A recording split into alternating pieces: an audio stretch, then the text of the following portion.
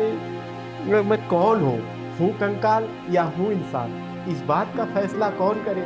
जिस देश में मुर्दे जिंदा हूँ वो है मेरा भारत देश महान। उस दिन को आप याद कीजिए जब आपको पहली बार ये पता चला कि आप मर चुके हैं। साहब, मरने का गम जो होता है ना, वो शब्दों में हम बयां नहीं कर पाएंगे। पहुंच गए, बोले भैया वो हिंदू मुसलमान बाद में करना, पहले मैं भूखा हूँ, मुझे खाना खिलाओ। कि देखो आप मरे हो, अगर आपको जिंदा होना है तो आप 24 घंटे में जिंदा हो जाओगे। बोले वो कैसे?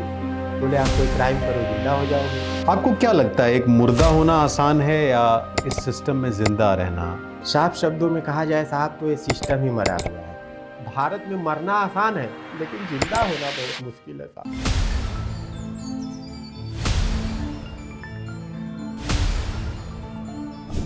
एक बार अगर मृत्यु प्रमाण पत्र पे आपका ठप्पा लग गया तो कैंसर होने में जमाना लग जाता है। पूरे बॉलीवुड में कोई अगर जेन्युइन अगर पर्सन है तो है नाना पाटेकर। राष्ट्रपति का नामांकन 2012 में सिर्फ अपने आप को जिंदा होने के लिए हमने भरा था।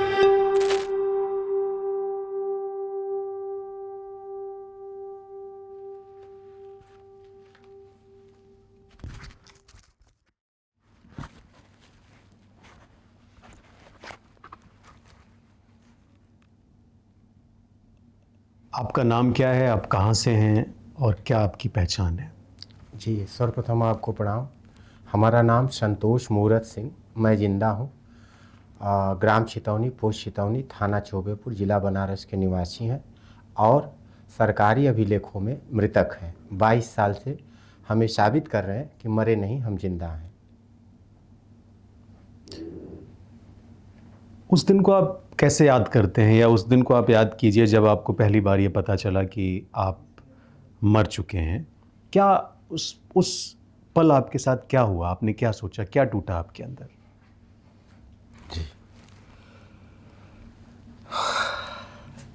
साहब, मरने का गम जो होता है ना, वो शब्दों में हम बयां नहीं कर पाएंगे। क्योंकि एक अच्छा खासा व्यक्ति को अगर ये कह दिया जाए कि जैसे डॉक्टर के पास आप गए और डॉक्टर कह दे कि आपको ये रोग है, या पेशेंट को जब मालूम पड़ जाता है कि उसके शरीर में ये प्रॉब्लम है, तो उसकी जो अंदर की जो भावनाएं होती हैं वो कितना प्रबल हो जाती हैं। ये कह सकते हैं साफ शब्दों में साहब कि पैरों तले ज़मीन खिसक जाना, हाँ, और पूरी दुनिया उजड़ जाना। और क्या कह सकते हैं साहब। क्या आपको कभी लगा कि आपके पास इस समय कुछ साबित करने के लिए नहीं है, सिर्फ आपकी सांसें हैं, जो आप सांस लेते हैं वही आपका एक सर्टिफिकेट है आपके जीवित होने का? जी साहब, सिर्फ सांसें लेना ही सबूत नहीं है कि आप जिंदा हो। जिंदा होने के लिए आपको प्रमाण पत्र देना पड़ेगा कि आप जिंदा हो। अगर यही सिर्फ सांस लेना ही सबूत होता तो हम कब के जिंदा हो जाते। लेकिन हमको सिर्फ सांसों पे जिंदा नहीं किया जा रहा है, एविडेंस मांगा जा रहा है, रिकॉर्ड मांगा जा रहा है कि आप कैसे जिंदा हो, क्यों जिंदा हो। कब शुरू हुई ये कहानी? साहब, ये ग्राम छितौनी, थाना चौबेपुर के अंतर्गत हमारा गांव है और वहाँ पे फिल्म स्टार नाना पाटेकर साहब सन 2000 में आँच फिल्म की शूटिंग के लिए आए और 1988 में हमारे पिताजी स्वर्गीय राम मूरत सिंह आर्मी में थे, उनका देहांत हुआ और ऑल प्रॉपर्टी हमारे पिताजी के नाम से और हमारे माताजी के नाम से। जैसे पिता गुजर जाते हैं तो विधवा माताजी और नाबालिग तौर पे हमारा वरासत प्रॉपर्टी हो गया था और वो नाम चलते हुए जो है 2003 तक आया। 2003 तक इसलिए था कि हम 2000 में नाना पाटेकर साहब के साथ बम्बई लेके चले गए। जब आपके पिताजी की मौत हुई तो आप उस वक्त कितनी उम्र थी आपकी? उस समय नाबालिग थे साहब। हाँ, लगभग कितनी, 6-7-8 साल? 7-8 वर्ष दर्शाया गया है। 88 में वरासत हो गया था, नाबालिग तौर पे हमारा नाम और विधवा माताजी का नाम चढ़ गया था। वो नाम चलते आया था 2003 तक। 2003 में हम नाना पाटेकर साहब के यहाँ। इतने सालों तक आपकी देखभाल किसने की? आप 88 में आपके जी। पिता एक्सपायर हुए 88 से लेके 2002 2003 तक। माता जी हमारी थी, वो जीवित रही? हाँ जीवित थी, अच्छा। है नहीं, जीवित थी। हम्म। और 1997 में उनका उनकी death। देहांत हो गया और 3 साल ऐसे ही रहे, तब तक नाना साहब आ गए, वो लेके चले गए। जब तक आपके माँ जीवित थी आपके साथ कोई परेशानी नहीं थी? आपकी नहीं। आप उस ज़मीन को इस्तेमाल कर रहे थे? जी वो सब खेती योग्य ज़मीन है? जी, खेती की है और रोड पे है, मतलब कॉस्टली ज़मीन है। और एक बार हमने डीएम साहब से पूछा था कि हमारे प्रॉपर्टी का जो है कि कितना वैल्यूएशन होगा, तो बोले करोड़ों में है, लेकिन यहाँ तो हम रोडों पे हैं। 97 में आपकी माताजी डेथ हुई, फिर 2002-3 तक आप ऐसे ही जी अपने गांव में रहे। 3 में आप नाना पाटेकर जी के संपर्क में आए? नहीं, 2000 तक गांव में थे।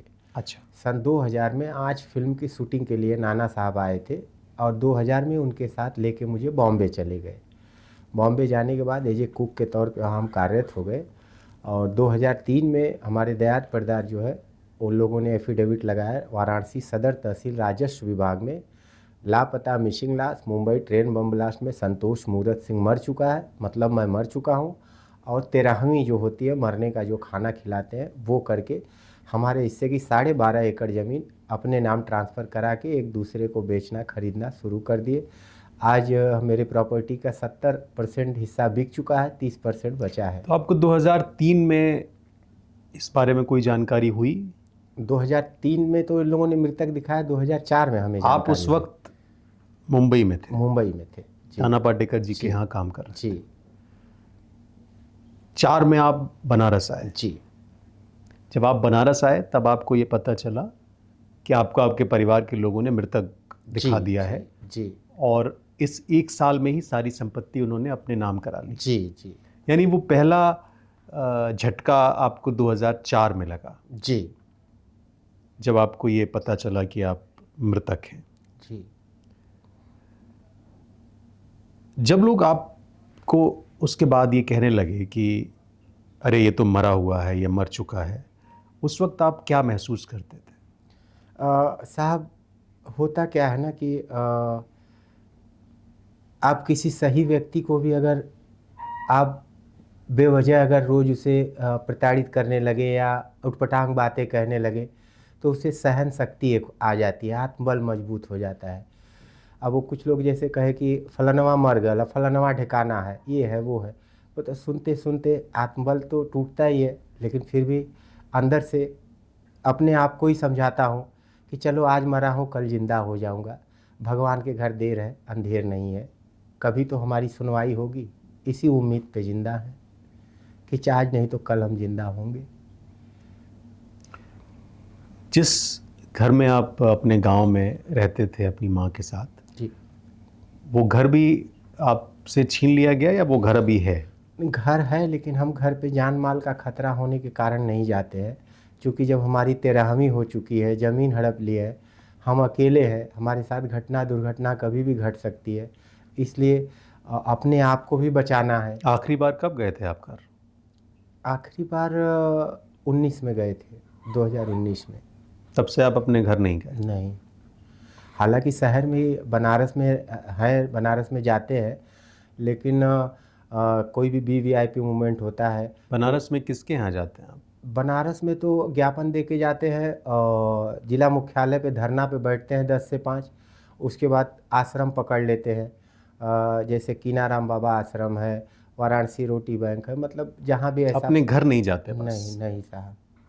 इस पूरी लड़ाई में करीब 22 साल हो गए आपको, 22-23 साल आपको इस पूरी लड़ाई को लड़ते हुए हो गए, अपने जीवित होने का प्रमाण तलाशते हुए हो गए।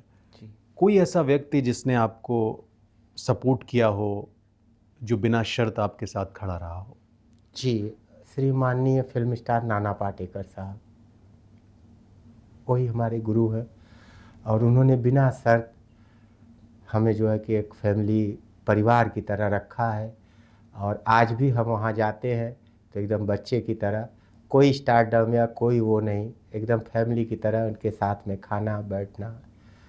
और हमें धन दौलत रुपए पैसे का लालच से नहीं साहब, आज तक हमने साहब से कोई ऐसा डिमांड नहीं किया कि हमें पैसा दे दो, धन दौलत दे दो। बस इतना बड़ा स्टार का आशीर्वाद है, यही मेरे लिए काफ़ी है। तो कहाँ जाते हैं आप उनके उनके मुंबई के घर में या जहाँ पर उनका फार्म हाउस है? नहीं, अब पहले तो मुंबई में रहते थे, अब वहाँ पूना में हुआ है। तो 11 महीने कहीं भी भटकते हैं, 1 महीना गणपति उनके घर पे बैठते हैं, तो 1 महीना उन्हीं के पास चले जाते हैं। उनके बेटे हैं मल्हार पाटेकर दादा, वो भी मानते हैं हमको। मम्मी है, मतलब परिवार की तरह, मतलब मेरे माँ बाप न होने के कारण, और एक अपनापन होता है ना कि मतलब अगर इस दुनिया में अगर कोई नहीं है, जिसका कोई नहीं है उसका कोई नहीं है। लेकिन बोले ना कि कोई तो है, अब कौन है उस शब्दों में नहीं, शायद मैं अपने शब्दों से उनका वर्णन उतना ना कर सकूं। लेकिन अगर पूरे बॉलीवुड में कोई अगर जेन्युइन अगर पर्सन है तो है नाना पाटेकर साहब। उनको तो आपने पढ़ाई भी 2000 के बाद छोड़ दिया, आप पढ़ नहीं पाए? नहीं साहब, पिताजी आर्मी में थे, पिताजी के देहांत के बाद माताजी विधवा हो गई। तो गांव में जो है कि बोले आप फीस कहाँ से दोगे, बहुत सी टीका नहीं तो आपके टिप्पणी। पास उस समय तो ज़मीन थी, 10-12 एकड़ जमीन ज़मीन थी, लेकिन खेती हम नाबालिग थे, हम्म। करने वाला कोई नहीं था। माताजी विधवा थी, पढ़ी लिखी थी नहीं। आज तक हमारे पिताजी आर्मी में 15 साल 16 साल जो भी उनकी ड्यूटी पूरा हुई, आज तक मुझे एक फौजी का बेटा होने का कोई भी बेनिफिट नहीं मिला, न मेरे माँ को पेंशन मिला। उनकी मतलब कोई फोटो माँ की, आपके पिता की कोई है फोटो? पिताजी की नहीं है साहब, उस समय तो ना, माता जी का है, माता जी का आपको दे देंगे। आपको क्या लगता है, एक मुर्दा होना आसान है या इस सिस्टम में जिंदा रहना? क्योंकि आप तो दोनों ही सूरतें देख रहे हैं, आप मुर्दा भी हैं सिस्टम की नज़र में और आप जिंदा भी हैं समाज के लिए। साफ शब्दों में कहा जाए साहब तो ये सिस्टम ही मरा हुआ है। वास्तविकता अगर सिस्टम जिंदा होता तो हम जैसे लाखों करोड़ों मुर्दा जो है कि भारत में है। आरटीआई से खुलासा हुआ है कि प्रत्येक जिला में चले जाएंगे आप तो 10-20 आपको ऐसे मिल जाएंगे, अधिवक्ता से आप संपर्क करेंगे तो। और जब जिसकी आत्मा मर जाए उसको आप कैसे जगाओगे? बोले कि एक नाना साहब का एक फिल्म आया था जिसमें बोले ऊंची दुकान फीका पकवान, खद्दड़ की लंगोटी 100, खद्दड़ की लंगोटी पीक दान, कुछ ऐसा है, 100 में से 80 बेईमान, फिर भी मेरा भारत देश महान। तो कहने का मतलब साहब यह है कि यहाँ पग पग पे झूठ, असत्य, भ्रष्टाचार, किससे उम्मीद रखोगे? कहाँ जाओगे? किससे कहोगे? बोले करनी और कथनी दोनों में अंतर है साहब। कहने को सब कह देते हैं कि हम आपके साथ हैं, पर वास्तव में कौन किसके साथ है? अगर कौन किसके साथ होता ही तो आज हम जैसे मुर्दा जिंदा इतने सालों तक संघर्ष नहीं करते, साबित नहीं करते कि हम जिंदा हैं, उनको कर दिया जाता। एक तो कैसे गुजरता है आपका दिन, रात कैसे गुजरती है, और जब आप सुबह सो के उठते हैं तो क्या आपको उम्मीद होती है कि आज कुछ बदल जाएगा? जी, सुबह सर्वप्रथम पृथ्वी माँ को प्रणाम करके ईश्वर का आभार प्रकट करते हैं कि हे प्रभु, भले ही दुनिया वाले मुझे मरा हुआ घोषित कर दिए हैं, लेकिन आपने मुझे ज़िंदा रखा है। मैं आपका तहे दिल से शुक्रिया आभार प्रकट करता हूँ। भले ही मुझे इंसानों ने मार दिया है, लेकिन भगवान मुझे ज़िंदा रखे हैं, और जब तक भगवान के घर मेरा लिखा गया है तब तक जिंदा रहूँगा। भले ही एक डेथ सर्टिफिकेट नहीं, 100 डेथ सर्टिफिकेट बना दीजिए, कहाँ कहाँ पे आप वो करेंगे? कैसे, कब तक वो करेंगे अन्याय? और कहते हैं ना, पाप का गड्ढा जब भर जाता है तो उसका भी एक टाइम आता है, और जब तमाम भारत के मुर्दे जितने भी हैं अगर एकत्रित हो गए तो सरकार का तख्तो तख्त भी पलट सकते हैं, क्योंकि हम तो मुर्दे हैं। माना कि हमें मौत से भय नहीं है, लेकिन मौत से डर सबको लगता है। कौन चाहता है कि मरना? सब चाहते हैं कि जिंदा रहे, जिंदगी जिए। लेकिन हम जैसे व्यक्तियों के जीवन में जो पीड़ाएं, जो यातनाएं, जो संघर्ष, हम अपने पे ही नहीं कह रहे साहब, देश के तमाम मुर्दों को जो जो दुख तकलीफ हो रही है वो हम महसूस करते हैं। हमें एहसास होता है कि किन क्षणों में आप जाते हो, लोगों की मानसिकता क्या होती है, लोग धारणा क्या बनाते हैं। अभी जैसे आप ऐसे ही बोर्ड लगा के डीएम के यहाँ चले गए या मुख्यमंत्री के यहाँ चले गए, जहाँ भी गए तो बोलते हैं कि देखो अच्छा खासा दिख रहे हो, ज़्यादा अगर सरकार के अगेंस्ट जाओगे तो अभी तो कागजों में मरे हो, हकीकत में मार दिए जाओगे या तो पागल घोषित कर दिए जाओगे, दिमाग से विक्षिप्त आपको प्रमाणित कर दिया जाएगा। तो बोले अरे बाप रे, अभी तो मरा हुआ घोषित किए हैं, जिंदा होने में 22 साल लग गए, आज तक जिंदा नहीं हुए। अगर ये फिर अगर एक और ठप्पा बढ़ा दिए कि पागल है, तब तो पूरी जिंदगी है खत्म। अब मतलब कहाँ कहाँ प्रमाणित करोगे, कैसे प्रमाणित करोगे कि आप जिंदा हो, आप पागल नहीं हो। तो इस पे मैं कौन हूँ कंकाल या हूँ इंसान, इस बात का फैसला कौन करे। जिस देश में मुर्दे जिंदा हों वो है मेरा भारत देश महान। मैं क्या बोलूँ, मेरा भारत देश महान कि आपका भारत देश महान, बताइए सर।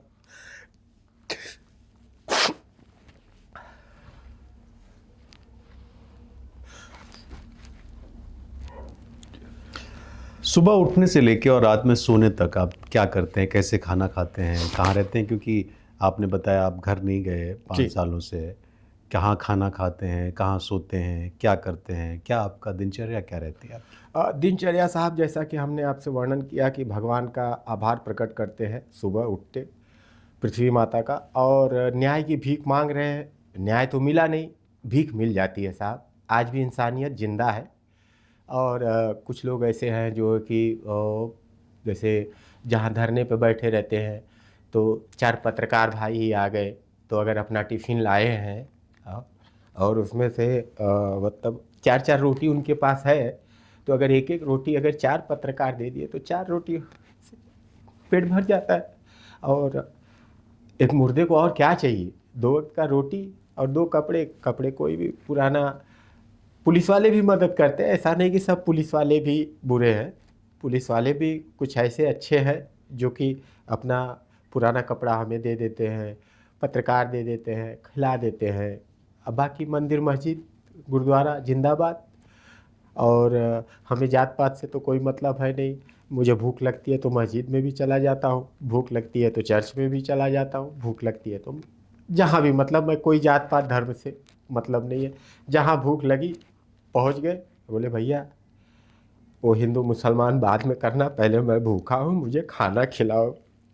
ये आप जो बोर्ड लगाए हुए हैं इसमें आपकी ट्विटर आईडी भी है, फेसबुक आईडी जी। है, मेल आईडी है, ये आपने खुद बनाई या? नहीं, हम उतना पढ़े लिखे नहीं है साहब। ये पत्रकार साहब लोग मिले और उन लोगों से हमने निवेदन किया, चूँकि फर्स्ट टाइम जब हमें ये धरना प्रोटेस्ट आंदोलन करना हुआ तो हमने मैं जिंदा हूँ सिर्फ खाली लिख के बैठा रहा। तो बोले कि आज सोशल मीडिया का ज़माना है, आपको ऐसा बना लो कि ताकि आपसे लोग संपर्क करें तो कहाँ करेंगे। हाँ, तो किसी ने बना के हमको दे दिया, उसी को हम ऑपरेट करते हैं साहब, ऐसा है। इस पूरी करीब दो दशक हो गए, 20 साल से ज़्यादा लंबी जो आपकी पूरी एक यात्रा रही है, उसकी एक अपनी कहानी है। क्या आपको ये महसूस हुआ कि एक गरीब की कोई ज़िंदगी नहीं होती, कोई उसका रिकॉर्डेड कोई मूल्य नहीं है, जब चाहो उसको ज़िंदा करो, जब चाहो उसको मुर्दा करो? क्या आपको ऐसा महसूस हुआ? गरीब होना गुनाह नहीं है साहब, गरीब मरना गुनाह है। कारण जैसे कि अब ये तो मृत्यु प्रमाण पत्र जारी कर ही दिए, और अगर हम उस मेंटलिटी में चले जाते कि मैं मरा हूँ, जैसे मुझे किसी ने कहा कि आला अधिकारी लोग कि देखो आप मरे हो, अगर आपको ज़िंदा होना है तो आप 24 घंटे में ज़िंदा हो जाओगे। बोले वो कैसे? बोले आप कोई क्राइम करो ज़िंदा हो जाओगे। तो बोले कि मैं फौजी का बेटा हूँ, मेरे पिताजी ने देश की सेवा की है और मैं किसी की ज़िंदगी लेके ज़िंदा नहीं होना चाहता हूँ। अगर ज़रूरत पड़ी तो मैं अपनी ज़िंदगी दे के ज़िंदा होना पसंद करूँगा। मैं भारत का रहने वाला हूँ और फौजी का बेटा हूँ। मैं कोई क्राइम करके नहीं ज़िंदा होना चाहता हूँ, भले ही मैं ज़िंदा हूँ या ना हूँ। संघर्ष, सत्य परेशान हो सकता है, पराजित नहीं। इस उम्मीद पे हम लड़ाई लड़ रहे हैं साहब। आप ये बीच बीच में आप डायलॉग भी बोलते हैं, ये आपने नाना पाटेकर से सीखा? हालात हिंदी वक्त आपकी ठीक है, नहीं, आपने कैसे सीखी है? वक्त हालात साहब। और रही बात कि साहब का आशीर्वाद तो है ही है, और मैं उनका मिमिक्री या उनका वो करके वो नहीं करना चाहता हूँ। मेरे गुरु है, पिता समान है। बस मैं इतना जानता हूँ कि वक्त और हालात आदमी को सिखा देता है सब, चलना रहना, लोगों में बात करना। जैसे अब मैं पहले इंटरव्यू नहीं दिया था तो मैं बोल नहीं पाता था, घबराता था कैमरा देख के कैसे बोलूँ। लेकिन जब मैं अपना स्ट्रगल, अपना संघर्ष याद करता हूँ तो एक बैग आँखों में पानी, आंसू, और आत्मा रोता है साहब। बोले आंसू तो बह के निकल जाता है, लेकिन जब आत्मा रोता है ना साहब,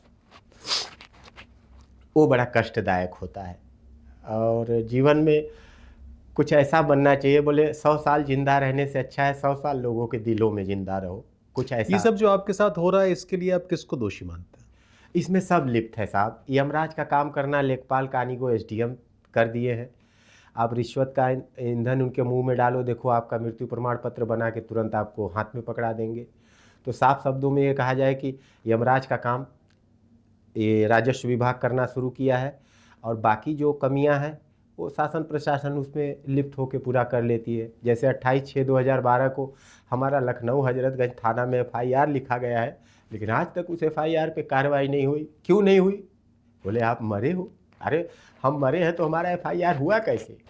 और करवाया आदमी ने, यहाँ के पूर्व मुख्यमंत्री थे, उन्होंने लिखवाया था। जब हम इंडिया डेडमैन प्रेसिडेंस रेसिंग 2012 राष्ट्रपति का नामांकन 2012 में सिर्फ अपने आप को जिंदा होने के लिए हमने भरा था, न कि मुझे राष्ट्रपति बनना है, प्रधानमंत्री बनना है, न मुझे नेता बनना है।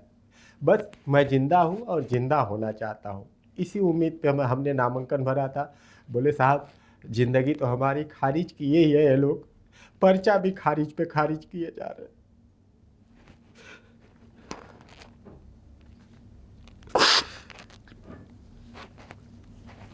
मान लीजिए कि सरकार आपको आपके जिंदा होने की, आपकी पहचान आपको वापस कर दे, तो सबसे पहले आप क्या करेंगे?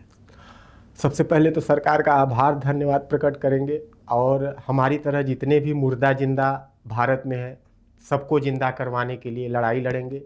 और उनके लिए जो है कि कुछ ऐसा सरकारी व्यवस्था बनाया जाए कि जब तक वो सरकारी अभिलेखों में मरे हुए हैं तब तक उनको सरकार के तरफ से कुछ ऐसी योजनाएं नीति आयोग से बनाई जाए, जैसे कि तमाम योजनाएं सरकार की तरफ से होती है, वैसे ही जिंदा मुर्दा पेंशन लागू किया जाए कि जब तक वो सरकारी अभिलेखों में मरे रहे उन्हें कोई योगदान ऐसा मिलता रहे कि वो किसके सहारे, न जॉब मिलता है साहब, न नौकरी मिलती है। कहीं भी जाओगे वो सबसे पहले बोलेंगे आईडी लाओ, आईडी नहीं है तो बोले कि आप नक्सलवादी हो, कौन हो आप, आतंकवादी हो, देश के हो ही नहीं, अब वहाँ प्रमाणित करो। मतलब आप वोट करते हैं? कैसे करोगे साहब जब मरे हो तो? हालांकि वोटर आईडी है हमारा, तभी हम नामांकन भरने जाते हैं, लेकिन होता क्या है कि वोटर आईडी सिर्फ जिंदा होने का सबूत नहीं मान रहे हैं लोग, पूरा ऑल मतलब कि आप मरे कैसे। भारत में मरना आसान है लेकिन जिंदा होना बहुत मुश्किल है साहब। एक बार अगर मृत्यु प्रमाण पत्र पे आपका ठप्पा लग गया तो कैंसल होने में जमाना लग जाता है। तो आपको किसने बताया, किसी क्लर्क ने बताया, किसने बताया कि आप मृतक हैं? अरे सीधी सी बात है साहब, 12.5 एकड़ जमीन 1988 में वरासत हमारे नाम से हो गई थी। विधवा माता जी मीना सिंह, नाबालिग संतोष, मैं, तो वो नाम चलते आया 2003 तक। तो 2003 में कैसे नाम कट गया, उसके लिए भी नाम कटने का कारण बताओ, नोटिस भी जारी हुआ। पीएल पुनिया साहब ने सुप्रीडेंट ऑफ पुलिस और जिला मजिस्ट्रेट को दिल्ली में तलब किया और उनसे बोले कि भैया बताओ नाम कटने का कारण, कैसे नाम इसका कटा? तो बोले सॉरी सर। एक सॉरी से हमारा उतना पल रिटर्न आएगा? वो भी सॉरी बोल के निकल लिए। उसमें संशोधन करो, उसका भुगतान करो, उसका मुआवजा दो। क्यों भैया एक सही आदमी को आप पागल कर दो, 20-25 साल तक वो भटकते रहे। और ऐसे केसेस में साहब सबका आत्मबल मजबूत नहीं होता है, कुछ तो मर गए, कुछ मरने की कगार पे है, कुछ मतलब लड़ रहे हैं उम्मीद पे कि शायद जिंदा हो जाए। क्योंकि ऐसे पल में जब तक आप कुछ ऐसा नहीं करोगे तो कोई मीडिया कवरेज भी नहीं होगी, बोले कि आप कुछ ऐसा करो जिससे कि मसाला चाहिए सबको। अब मसाला रोज़ कहाँ से एक मुर्दा लेके आएगा बताइए आप। बोले कि मैं ज़िंदा हूँ, आप बहुत छप चुके हो, बहुत दिख चुके हो, बहुत ऐसा हुआ है, अब आप बासी खिचड़ी हो गए हो, अब आपको तड़का लगाना पड़ेगा। अब बोले मुर्गे से भी तड़का, स्वाद, टेस्ट ढूंढा जा रहा है, तो कहाँ से मुर्दा लेके आएगा, कहाँ से तड़का लगाएगा। कौन कहता है आपसे तड़का लगा जाए?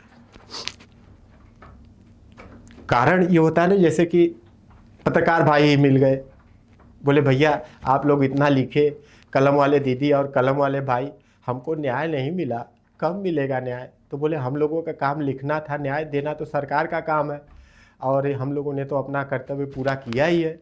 अब रही बात संतोष, मैं ज़िंदा हूँ, अब आप इतना हम लोग आपके लिए लिख चुके हैं, दिखा चुके हैं, इंटरनेशनल मीडिया मतलब बाहर गांव की मीडिया, इंडिया की सब आपको कवरेज कर चुके हैं, सब आपको जान रहे हैं जर्नलिस्ट, और आप अब कुछ नया करो, क्योंकि आप अब बासी खिचड़ी हो गए हो, और जब तक नया कुछ नहीं करोगे, तड़का नहीं लगाओगे, तब तक आप ध्यान में आओगे नहीं, तब तक आपको कवरेजिंग नहीं मिलेगी।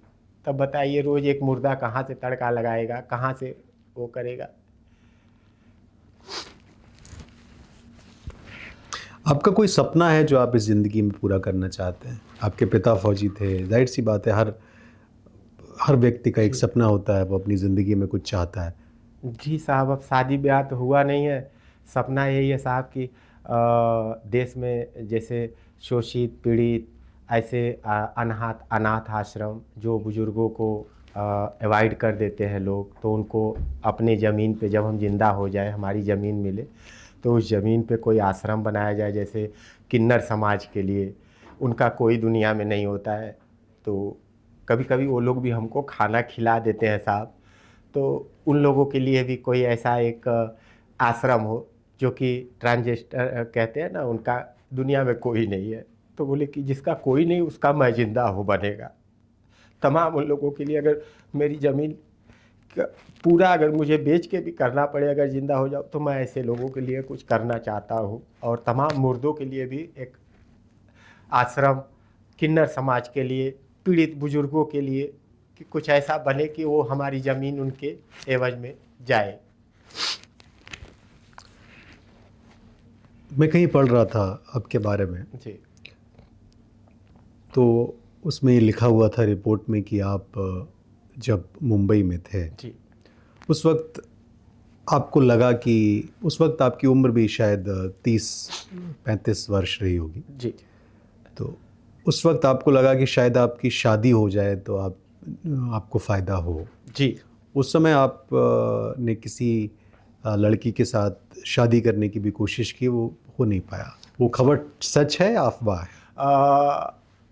आधी आधी, मतलब सच्चाई ये है साहब कि जिस लड़की से हम प्रेम करते थे, उनसे हमने निवेदन किया, प्रार्थना किया कि मैडम आप हमारे साथ शादी कर लीजिए, हमें ज़िंदा होने का एक प्रमाण मिल जाएगा, और गांव में जगह ज़मीन जो है वो भी मिल जाएगी हमारी।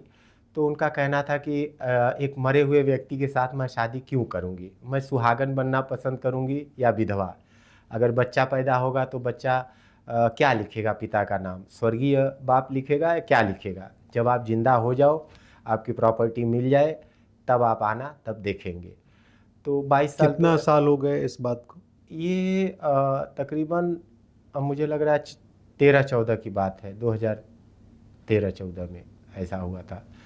तो काफ़ी मीडिया में भी उसका उल्लेख है, काफ़ी उसमें आया भी है, मीडिया वालों ने भी पूछा था उनसे, तो बोली कि नहीं, मरे हुए व्यक्ति के साथ मैं ही नहीं, कोई भी लड़की शादी करना पसंद नहीं करेंगी, जब वो ज़िंदा हो जाएंगे तब विचार किया जाएगा।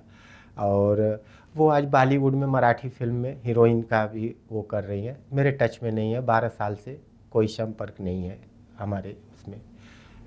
अभी आपका ज़्यादा समय कहाँ गुजरता है, बनारस में, या आप इधर उधर घूमते रहते हैं? ज़्यादा लखनऊ में, समय साहब हम दिल्ली दिल्ली में? जंतर मंतर पे लगातार 12 साल धरना दिए, फिर वहाँ से प्रार्थना पत्र दे के यहाँ लखनऊ दारुल सफ़ा आए, 3 साल यहाँ रहे धरना पे, फिर यहाँ से प्रार्थना पत्र दे के जिला मुख्यालय वाराणसी में गए हैं, 3 साल से वहाँ धरना दे रहे। ना दिल्ली धरना पे बैठने पे जिंदा किया गया, ना लखनऊ धरना पे बैठने पे जिंदा किया गया, ना बनारस। अब तीनों जगह में भ्रमण करते रहते हैं। कभी यहाँ जैसे पार्लियामेंट खुला रहता है जब, तो दिल्ली चले जाते हैं। कोई उम्मीद बची है आपको कि आप अब जीवित होंगे? सरकारी दस्तावेजों में आपकी जो ज़मीन थी, आपकी जो पिता की संपत्ति थी, वो आपको मिलेगी? कोई छोटी सी उम्मीद बची है अभी क्या?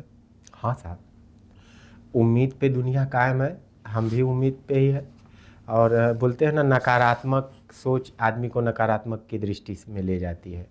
पॉजिटिव थिंकिंग रहेगी तो आप अगर एक बार गलत भी हो तो आप सही रास्ते पे आ जाओगे। योगी जी ने भी स्टेटमेंट दिया था कि 24 घंटे में ज़िंदा करेंगे। ये 2017 की बात है साहब, और 24 साल हमको लगभग हो रहा है मरे हुए, आज तक ज़िंदा नहीं हुए। तो वही कह सकते हैं करनी और कथनी।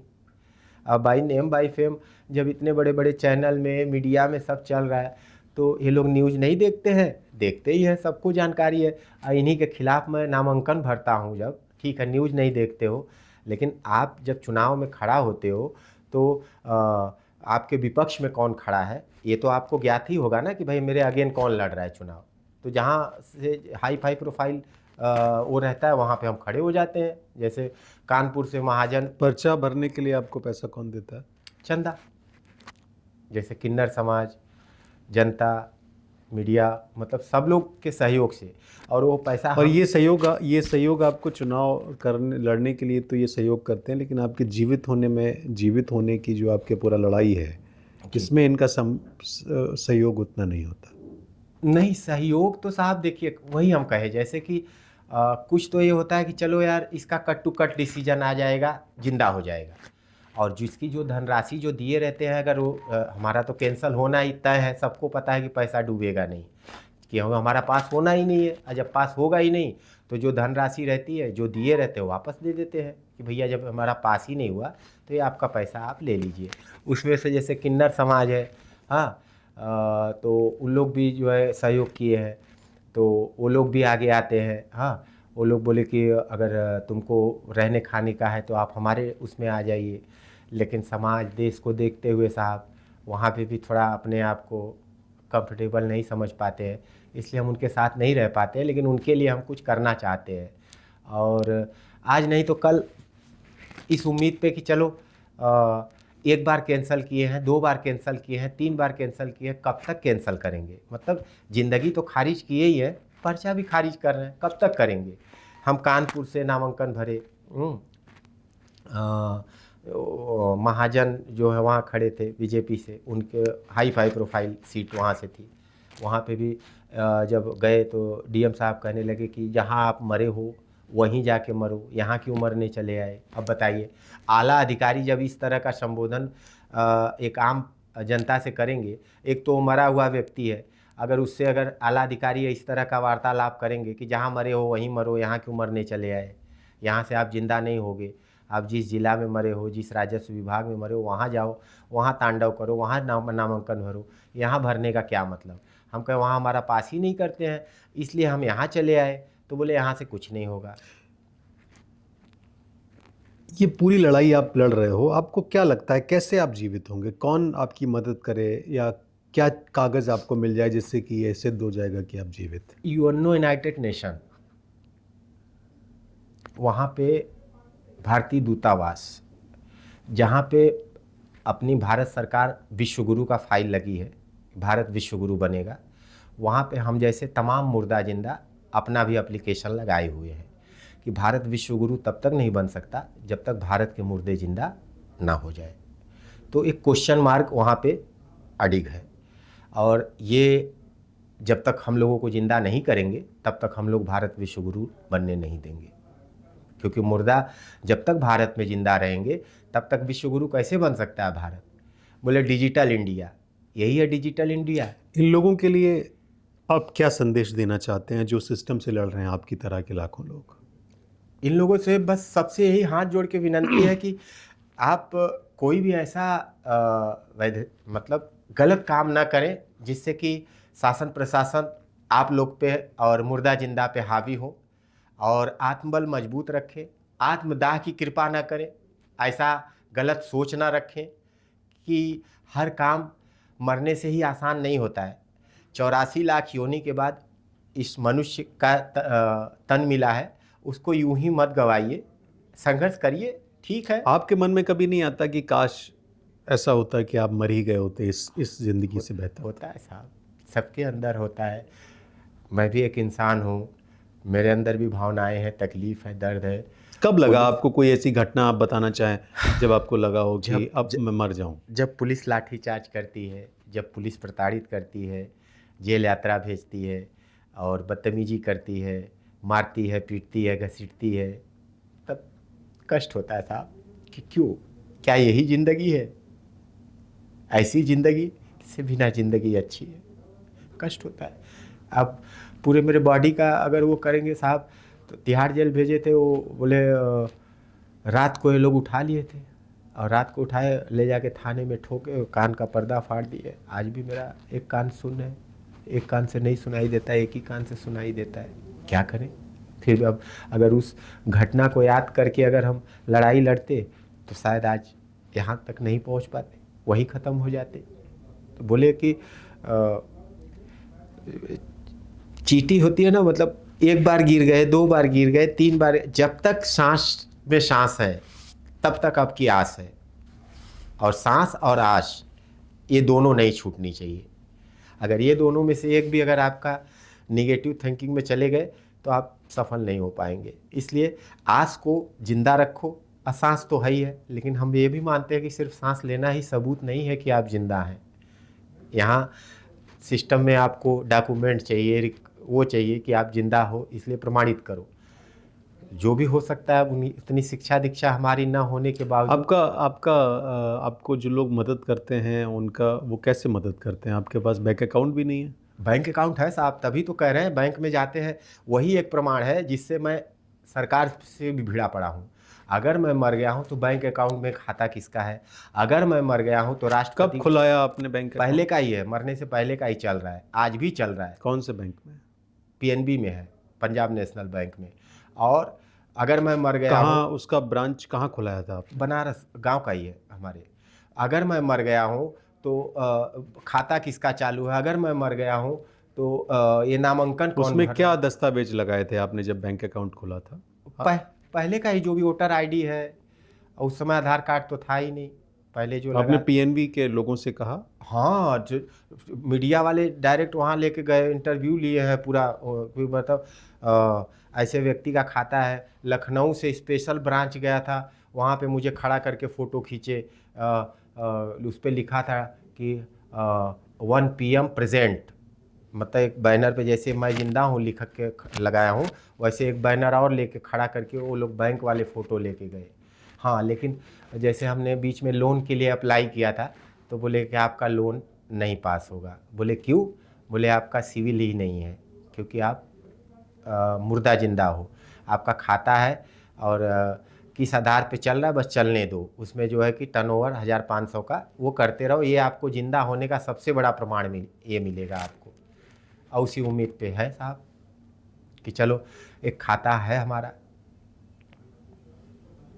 रात आपका कैसे, कहाँ गुजारते हैं? कहाँ? सड़क पे? घर आपका है नहीं, जंतर मंतर पे ही सो जाते हैं? जी, जंतर मंतर पे रहते हैं तो वहाँ, और बनारस में रहते हैं तो 10 से 5 जिला मुख्यालय वाराणसी डीएम ऑफिस पे, और रात को मणिकर्णिका घाट है जहाँ मुर्दे जलते हैं, वहाँ पे जो है हम जाके प्रस्थान करते हैं। कितने दिनों से ऐसे ही जीवन जी रहे हैं?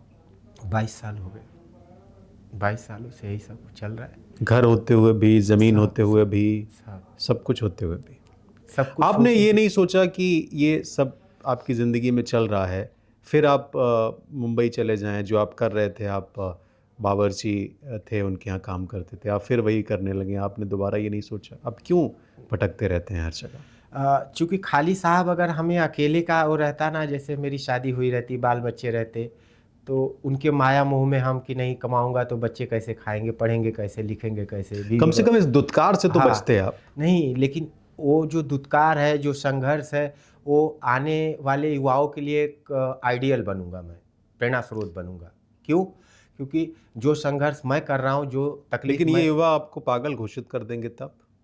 देखते हैं साहब, जब मरा हुआ घोषित कर दिए साहब, तो उससे बड़ा और क्या कर सकते हैं। अगर एक बार पागल घोषित भी कर दिए तो बोले पागल भी अगर घोषित करते हैं तो जिंदा आदमी को ही पागल घोषित करेंगे ना, कि मुर्दा को कैसे पागल घोषित करोगे सरकार। ये भी तो है मायने, पहले प्रमाणित तो करो कि ये जिंदा है, तब ना आप घोषित करोगे कि ये पागल है। कि मुर्दा पागल, एक तो मुर्दा घोषित किए हो, ऊपर से पागल भी घोषित करोगे, तो अगर पागल है तो मुर्दा कैसे, मुर्दा है तो पागल कैसे। डर लगता है? डर के आगे जीत है। डर सबको लगता है, तकलीफ़ सबको होती है, हमें भी होती है साहब। हमें भी महसूस होता है कि हमारा भी कोई अपना होता, जिसके आंचल में जाके सर रख के रोते, अपनी पीड़ा अपना तकलीफ़। माँ होती, पिताजी होते, सब अपना तकलीफ़ बताते। लेकिन कोई बात नहीं, खुले आसमान के नीचे भगवान से सब रो लेते हैं, आकाश वृत्ति जीवन बिता रहे हैं, और गंगा माँ है। आप जैसे लोग जो कागज़ों पे मरे हुए हैं उनके लिए ये देश क्या कर रहा है? चूँकि आप रोज़ाना इस तरह की चीज़ें पढ़ रहे हैं, देख रहे हैं, ये देश क्या कर रहा है आप जैसे लोगों के लिए? क्योंकि बहुत सारी इस तरह की खबरें आती हैं, जो बहुत सारी ऐसी खबरें हैं जिसमें कोई एक बुज़ुर्ग आदमी जो 80-90 साल का है, उसको उसके बच्चों ने मृत घोषित कर दिया, उसकी प्रॉपर्टी ले ली, फिर वो बाद में सिस्टम के पास पहुंचा, एसडीएम के पास पहुंचा कि हम जीवित हैं, हमारे पास हमें मृत घोषित कर दिया गया।